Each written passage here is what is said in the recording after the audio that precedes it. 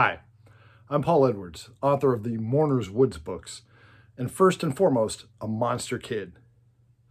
Tonight, I'm watching Silent House from 2011, starring Elizabeth Olsen. I love, love, love Silent House. I love this movie. This is a movie that a lot of people missed because it was a smaller, independently released, straight-to-DVD film back when people were still buying DVDs. And that's how I found out about it. I bought the DVD on faith, and I was blown away by it.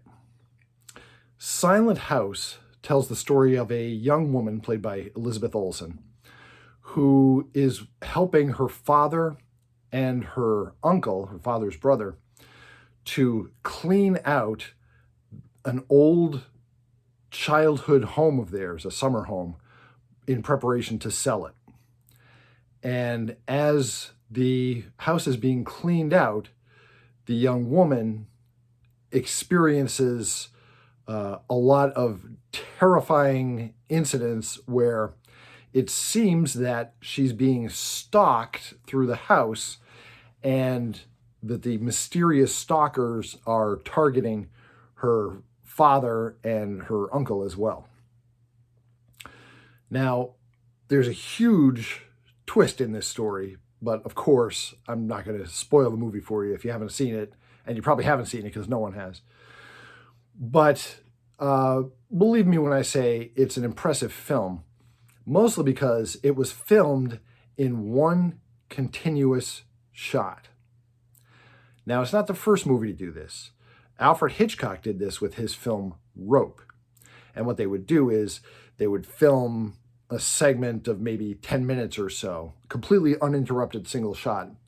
And then they would pan, turn the camera to some stationary object and then switch to the next 10-minute segment and continue on from that single object, the stationary object, and then film another 10 minutes worth of scenes and so forth. So that, you didn't get an hour into the movie and have one actor blow it and have to start all over.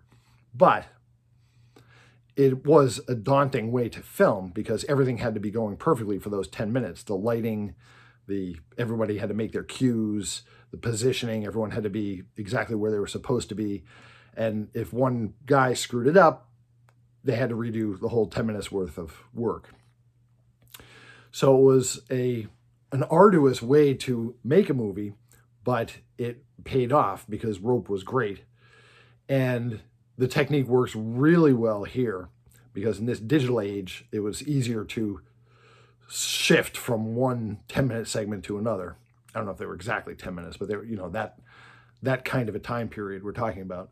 So that as you're watching the film, it looks as if it was filmed by a guy with a camera who just followed the actress, Elizabeth Olsen, around for, an hour and 20 minutes through the beginning, middle, and end of the story. And I can think of another film that did a single take approach. It was the first Cloverfield movie. If I'm remembering correctly, Cloverfield was presented as if it was all one long camera take. But for sure, Rope was, and this film follows in that tradition. Elizabeth Olsen does great in this. Elizabeth Olsen was not well known at the time that this movie came out. In fact, there used to be a meme that showed her famous older sisters, Mary Kate and Ashley Olsen, and then it said, if you ever feel left out, just remember that Mary Kate and Ashley Olsen have a younger sister named Elizabeth, and it would show Elizabeth. And, the joke was that she was overshadowed by her big sisters. Well, now she's just as famous as they ever were. She's played the Scarlet Witch in the Marvel Comics movies, Wanda, and she appeared in the 2014 Godzilla movie, and she's been in other big name productions. So, now she's a very well-known actress. At the time this was made, though, she was not that well-known. She had name recognition because of her older sisters, but she hadn't really carved out an established name for herself yet. So she absolutely hit it out of the park with her performance in this movie. I thought her performance was great. And Silent House is one of these films where once you know the solution, the first thing you want to do is to go back and watch the movie all over again, knowing what you know now, to see the things that make sense in a different light now that you know the truth. I try to write all of my books that way. I try to write each book in my Mourners Woods series so that when you learn the truth, you really want to reread the book because you know that now that there's a secret meaning behind certain characters' words and actions. And you see that these clues were right there in front of you the whole time. You just didn't know how to arrange them correctly to get the big picture. Silent House is a movie like that. And I've seen this movie many times. I'm sure the creators probably didn't intend it to be the kind of movie that people would see over and over, because once the big secret's out, like The Sixth Sense, that's a good example of a film like this. Once you know the solution to The Sixth Sense, you want to go back and watch it again and think to yourself, oh, now that I know the truth, now this makes sense in a way that I didn't understand the first time. That's the way that Silent House works.